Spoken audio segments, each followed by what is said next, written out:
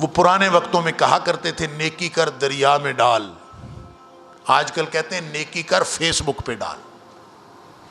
عمرے پہ جا رہا ہوں دعا کریں، بلکہ جو زیادہ نیک ہوتے ہیں وہ بتاتے ہیں چوتھے عمرے پہ جا رہا ہوں دعا کریں، چھٹے حج پہ جا رہا ہوں، تیسرے حج پہ اللہ نے تیسرے حج کی سعادت نصیب فرمائی۔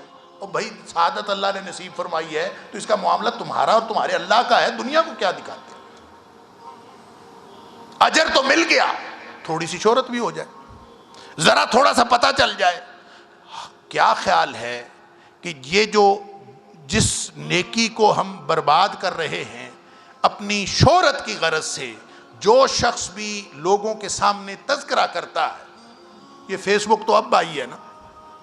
میں تو بچپن سے سوچتا تھا کہ جو آدمی نیکی کا ذکر کرتا ہے لوگوں کے سامنے، ایک تو نیکی وہ ہے جو لوگوں کو نظر آ جاتی، آپ نے نماز پڑھنی ہے، آپ نے مسجد میں آنا ہی آنا ہے، لوگوں کو دیکھنا۔ ایک یہ ہے کہ آپ شام کو لوگوں کو بتائیں الحمدللہ فجر کی نماز بھی پڑھی ہے جماعت کے ساتھ، زور کی بھی پڑھی ہے، عصر کی بھی پڑھی ہے، پڑھی ہے، تمہارا معاملہ تمہارے اللہ کے ساتھ ہے۔ لوگوں کو ذکر کر کے کیا لینا چاہتے ہو اس سے؟ تو یہ جو نبی پاک صلی اللہ علیہ وسلم فرمایا نا، ما کان لہو خالصاً، جو خالص اللہ کے لیے ہو، ہم سے اصل میں تقاضا ہی خالص کا کیا گیا ہے۔